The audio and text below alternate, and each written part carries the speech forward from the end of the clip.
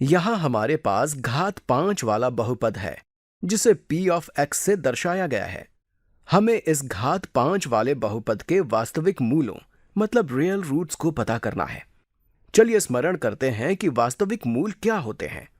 हम जानते हैं कि मूल यानी रूट और शून्यक यानी जीरो दोनों एक ही चीज हैं। मतलब ये x के वे मान होते हैं जो बहुपद को शून्य के बराबर करते हैं। तो हम कह सकते हैं कि वास्तविक मूल हमें तब प्राप्त होता है जब p ऑफ x बराबर शून्य होता है। इसलिए x के वे मान जो इसे संतुष्ट करेंगे मूल या शून्यक होंगे। हम यहां सिर्फ वास्तविक मूल के बारे में बात करेंगे, लेकिन आगे की कक्षाओं में आप काल्पनिक मूलों मतलब इमेजिनरी रूट्स के बारे में पढ़ेंगे। हमें यहां यह भी पता करना है कि यहां x अक्ष कितनी बार प्रतिच्छेद होगी। तो हम कह सकते हैं कि हमारे पास जितने वास्तविक मूल होंगे उतनी बार हम x अक्ष को प्रतिच्छेद करेंगे। ये हमें कैसे पता है? चलिए इसके बारे में सोचते हैं। मान लेते हैं कि हमारे पास एक बहुपद मतलब पॉलिनॉमियल है। ये हमारे अक्ष हैं। ये x अक्ष है और ये y अक्ष है। अब मैं यहां एक अमूर्त बहुपद को आलेखित करता हूं। मान लीजिए ये कुछ ऐसा दिखेगा। हम देख सकते हैं कि यहां इस स्थिति में p ऑफ x बराबर शून्य होगा, इसलिए ये एक मूल मतलब रूट होगा। ये भी एक मूल होगा क्योंकि यहां भी x के मान के लिए f ऑफ x शून्य के बराबर होगा। यहां भी f ऑफ x शून्य के बराबर होगा और यहां भी f ऑफ x शून्य के बराबर होगा। अगर हम फलन को x अक्ष पर आलेखित करते हैं तो y का मान शून्य के बराबर होता है, इसलिए फलन भी शून्य के बराबर होगा।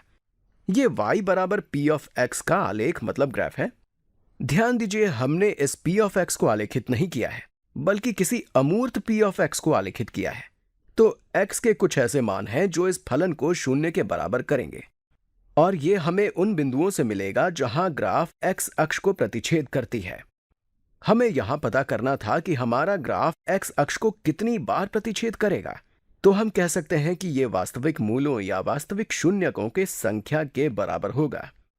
अब हमें यह पता करना है कि यहां x अंतःखंड मतलब x इंटरसेप्ट में सबसे छोटा कौन है। यहां दिए गए बहुपद के लिए इसे पता करते हैं। मैं इसे मिटा देता हूं ताकि हमें जगह मिल जाए। चलिए आगे बढ़ते हैं। इसे पता लगाने के लिए हमें p ऑफ x को शून्य के बराबर करना होगा। तो यहां बराबर शून्य लिखते हैं। अब हम इस समीकरण को हल करेंगे। हम इसे हल करके x के उन मानों को पता करेंगे जिसे इस समीकरण में रखने पर यह शून्य के बराबर हो जाता है। हम देख सकते हैं कि यहां सभी पद x से विभाज्य मतलब डिविजिबल हैं। तो चलिए यहां से x को गुणनखंडन द्वारा बाहर करते हैं। ऐसा करने से हमें x गुणा कोष्ठक में x की घात 4 जमा 9 गुणा x की घात 2 घटा 2 गुणा x की घात 2 घटा 18 बराबर शून्य मिलता है। अब हम देख सकते हैं कि यहां x की घात 2 वाले दो पद हैं। आप सोच रहे होंगे कि क्यों ना हम इन दोनों पदों को जोड़ दें। तो मैं बताना चाहता हूं कि इसे गुणनखंडित करने का यह सबसे अच्छा तरीका है। ऐसा करते हुए हम इसे आसानी से हल कर सकते हैं। लेकिन ऐसा करने से पहले चलिए पता करते हैं कि क्या हम इसे वर्गीकरण द्वारा गुणनखंडन करते हुए सरल कर सकते हैं। याद कीजिए, वर्गीकरण द्वारा गुणनखंडन करने के लिए हम बीच वाले पद को स्प्लिट करते हैं और ये पता करते हैं कि क्या हम वितरण गुणधर्म मतलब डिस्ट्रीब्यूटिव प्रॉपर्टी को 2 बार प्रयोग कर सकते हैं। पहले हम इन दोनों पदों का गुणनखंडन करेंगे, उसके बाद इन दोनों पदों का गुणनखंडन करेंगे और ये पता करेंगे कि क्या हम इसे और गुणनखंडित कर सकते हैं। चलिए इसे करते हैं। हम इसे x गुणा, हम यहां से x की घात 2 को गुणनखंडन द्वारा बाहर कर सकते हैं। तो यहां कोष्ठक में x की घात 2 गुणा कोष्ठक में x की घात 2 जमा 9 होगा। अब हम यहां से ऋणात्मक 2 को गुणनखंडन द्वारा बाहर कर सकते हैं। तो यहां ऋणात्मक 2 गुणा कोष्ठक में x की घात 2 जमा 9 लिखते हैं। अब यह बहुत ही रोचक हो गया है क्योंकि अब हम यहां से x की घात 2 जमा 9 को गुणनखंडन द्वारा बाहर कर सकते हैं। तो चलिए इन दोनों पदों से x की घात 2 जमा 9 को गुणनखंडन द्वारा बाहर करते हैं। तो यहां x गुणा कोष्ठक में x की घात 2 जमा 9 गुणा कोष्ठक में x की घात 2 घटा 2 लिखते हैं। मैंने यहां काफी जगह छोड़ दी है, इसलिए इसे यहां से मिटा देता हूं। अब यहां कोष्ठक बंद कर देता हूं। वास्तव में हम यहां इस कोष्ठक को हटा सकते हैं, तो इसे मिटा देते हैं। इस तरह हमने इसे x गुणा कोष्ठक में x की घात 2 जमा 9 गुणा कोष्ठक में x की घात 2 घटा 2 में गुणनखंडित कर लिया है। इसे करने का हमारा मकसद ये था कि हम इसे छोटे छोटे व्यंजकों के गुणनफल के रूप में लिख सकें जो 0 के बराबर हो। अब हम कह सकते हैं कि इन व्यंजकों का गुणनफल 0 के बराबर तब होगा जब उनमें से कोई भी व्यंजक 0 के बराबर होगा। अब हम x का मान आसानी से पता कर सकते हैं। चलिए इसे करते हैं। हम इसे और गुणनखंडित नहीं कर सकते हैं, लेकिन इसे हम वर्गों के अंतर मतलब डिफरेंस ऑफ स्क्वायर्स के रूप में देख सकते हैं, खासकर तब जब हम इस 2 को वर्गमूल 2 के वर्ग के रूप में लेते हैं। तो हम इसे पुनः इस तरह लिख सकते हैं, ये सब 0 के बराबर हैं। मैं यहां बराबर का चिन्ह लगा देता हूं, यहां और यहां भी बराबर का चिन्ह लगा देता हूं।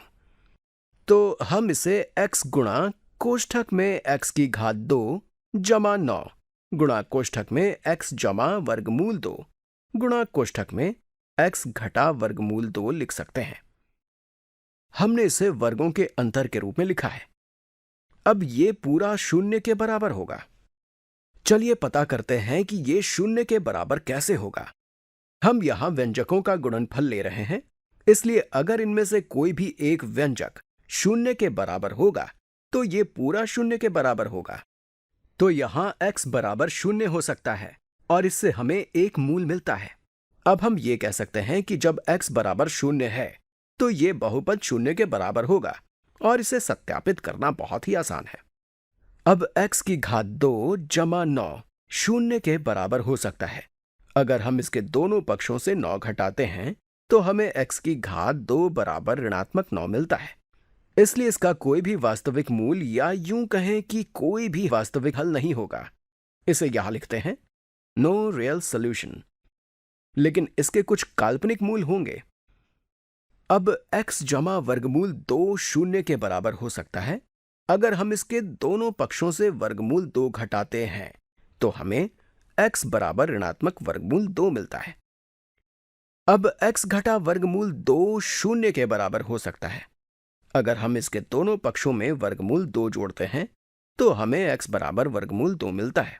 इस तरह हमने दिए हुए बहुपद के मूलों का पता कर लिया है। इसका एक वास्तविक मूल x बराबर 0 है, दूसरा वास्तविक मूल ऋणात्मक वर्गमूल 2 है और तीसरा वास्तविक मूल वर्गमूल 2 है।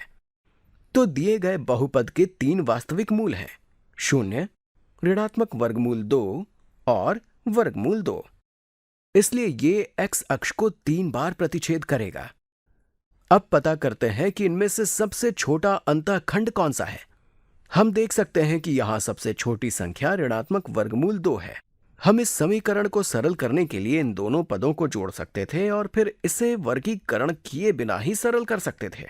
मैं चाहता हूं कि आप खुद ही इस तरीके का प्रयोग करें। मैंने इस तरीके का प्रयोग इसलिए किया है ताकि हम इसे आसानी से आलेखित कर सकें और ये देख सकें कि वास्तव में शून्यक x अंतःखंड होते हैं। तो ये इसका ग्राफ है। हम जानते हैं कि घात 5 वाले बहुपद के 5 वास्तविक शून्यक होते हैं, लेकिन अगर उस बहुपद के कुछ काल्पनिक शून्यक भी हैं तो उसके 5 वास्तविक शून्यक नहीं हो सकते हैं। हम देख सकते हैं कि यहां इस बहुपद के 3 वास्तविक शून्यक हैं, इसलिए इसके 2 काल्पनिक शून्यक होंगे जिसके बारे में हम अगली कक्षा में पढ़ेंगे।